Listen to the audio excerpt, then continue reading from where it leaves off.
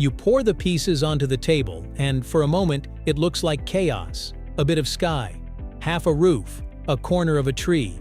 Shapes that seem to belong nowhere. Then your eyes adjust.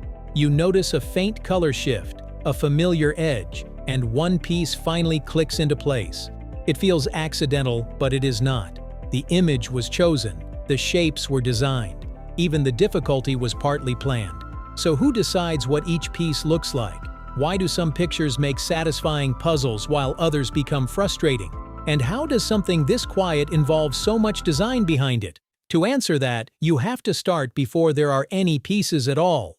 Let's get into it right here on Secrets of Simple Things.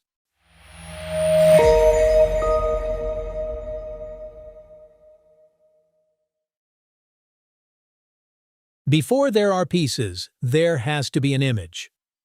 A jigsaw puzzle does not begin with cardboard or cutting, it begins with image selection.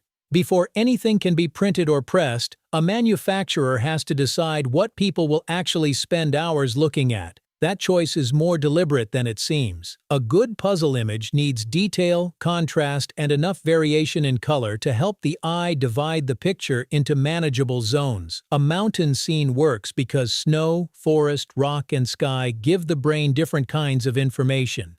A textured painting can work for the same reason. But not every beautiful image makes a good puzzle. If too much of the surface looks the same, the challenge stops being interesting and starts becoming dull. That matters because a puzzle is a game of vision before it is a game of hands. People think they are matching cardboard pieces, but much of the real work is visual. They are reading light and shadow, comparing shades, following edges, and noticing patterns that seem too small to matter until suddenly they do. So, the experience begins long before the first piece is cut. Once the image is chosen, though, it is still only a picture. To become a puzzle, it has to become a physical surface. Turning a picture into something solid. The chosen image is printed onto large sheets using high-resolution printing and fade-resistant inks. That clarity matters because the finished puzzle depends on small differences in color and detail remaining visible from piece to piece. The printed sheet is then mounted onto chipboard, a thick cardboard usually made from recycled paper pulp. Chipboard is rigid enough to hold its shape, sturdy enough for repeated handling, and economical enough for large-scale production. But getting the image onto that surface is not as simple as pasting paper onto board. The adhesive has to be spread evenly. Air bubbles, wrinkles, or uneven bonding can affect both appearance and durability. After that, the mounted sheet is pressed and dried under pressure, so the printed layer bonds firmly to the board beneath it. That step matters because a puzzle is not just printed to be seen. It is built to be handled. It has to survive lifting, turning, friction, packing, and reuse without falling apart. Even now, though, it is still only a flat board with a picture on top. The real transformation happens next. The hidden tool that gives every piece its shape. That transformation begins with the die, the central tool in traditional puzzle making. The easiest way to picture it is as a giant cookie cutter, but one built for precision. A puzzle die is typically made from a wooden board fitted with thin, sharpened steel blades. Those blades are bent into the exact pattern of the finished puzzle, creating the tabs, notches, curves, and interlocking outlines that define every piece. The die is not a generic template. Different puzzle sizes, piece counts, and cut patterns require different dies, and some are made for irregular or themed shapes rather than standard interlocks. Each one is carefully built by skilled craftspeople using specialized bending tools and experience. It also shapes the solving experience. Part of a puzzle's identity lives in the cut itself. The same image can feel different depending on how the pieces are shaped and distributed across the surface. What looks like luck to the person at the table is often engineered long before the box is opened. A piece has to be distinct enough to create challenge, precise enough to fit cleanly, strong enough not to tear, and familiar enough to still feel like a puzzle. A die on its own, however, is only a pattern of blades. It becomes a puzzle when pressure turns that pattern into cuts. How one solid board becomes hundreds of pieces. Once the die is ready, it is mounted into a hydraulic press, the printed board is placed beneath it, aligned carefully, and then the machine brings the die down with enormous force. In a single motion, the blades press through the sheet and cut the puzzle pattern into the surface. This is the stage known as die cutting. It sounds straightforward, but it depends on exact control. The blades must be sharp enough to slice cleanly through the board without tearing the printed image or crushing the layers underneath. If the cut is rough, the pieces may fray, bend, or fit badly later, and the result can be strangely subtle. After the press lifts, the board may still look almost unchanged. At a glance, it can seem like nothing much has happened. Only when the sheet is lifted, flexed, or shaken slightly do the individual pieces begin to separate. That contrast is part of what makes puzzle making so interesting. Solving a puzzle feels like taking disorder and slowly turning it into order. Making one does the opposite. It takes a complete image and cuts it with precision into hundreds of controlled fragments. But being cut is not the same as being ready. Why the pieces are not always fully separated right away. Many puzzles are not completely broken apart the moment they are cut. The cut lines are already there, but the sheet may remain mostly intact until later handling helps loosen the pieces. Gentle shaking, stacking, or movement during the next stages can finish that separation gradually. After that comes quality control. Manufacturers check for bent tabs, rough cuts, poorly printed sections, and alignment problems that could affect the look or fit of the final puzzle.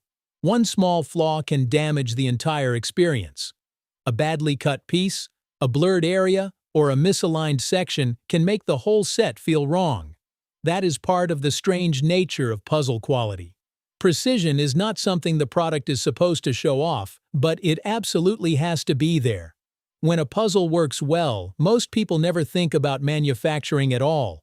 They notice it only when something goes wrong. Once the pieces are good enough to leave the factory floor, the next challenge is surprisingly ordinary, getting them into a box without undoing everything that just went right. The box is part of the product. 2. Once the pieces are collected, they are usually sealed in a clear plastic bag and placed inside a box along with a reference image. The box is printed with the artwork, piece count, dimensions, and brand details, and it is often made from the same kind of chipboard used elsewhere in the product. Its job is not just to look good on a shelf, it also has to protect the puzzle from humidity, pressure, and light, all of which can damage the printed surface or warp the board over time. That matters because a puzzle is not produced only to be solved once. It is produced to be chosen, carried home, opened, poured out, packed away, reopened later, and stored again without losing its shape or appeal. So the experience starts before the first piece is touched. It starts with the object that contains, protects, and presents it. Some companies add posters, resealable packaging, or matte finishes to give the product a more premium feel. Packaging may look easy, but it is one more place where the puzzle has to be designed carefully. At that point, the standard cardboard puzzle is finished, but not every puzzle follows exactly the same path. When a puzzle is made to feel less like a toy. Traditional cardboard puzzles still dominate, but there are now many variations on the idea. Some glow in the dark, some are double-sided, some are three-dimensional. Others use whimsical pieces shaped like animals, leaves, or other recognizable forms. Wooden puzzles are one of the clearest examples of how much the character of the object can change. Instead of being cut with a die, many are cut with high-powered lasers. That allows for more intricate shapes and greater design freedom, but it also makes production slower and usually keeps it to smaller batches. A wooden puzzle often seems less like a disposable pastime and more like something crafted, collected, and kept. Change the material and the cutting method, and you change more than the manufacturing process. You change the personality of the puzzle itself. It may still ask the same basic question of the person solving it, but it no longer feels like exactly the same kind of thing. And that may be the most interesting part. A jigsaw puzzle is not one fixed object, it is an idea that can be reshaped by material, tools, and purpose. A quiet pastime built by precise decisions. When you sit down with a jigsaw puzzle, the experience feels simple. You pour out the pieces, turn them over, look for the edges, and begin. But by that point, almost everything about that moment has already been decided. The image was chosen, the materials were selected, the surface was printed and mounted, the cut was designed, the box was built to protect the result.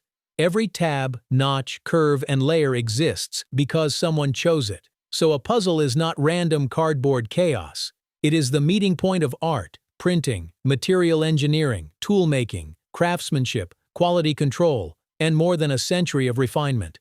What feels calm on the table is the final form of many precise decisions working together.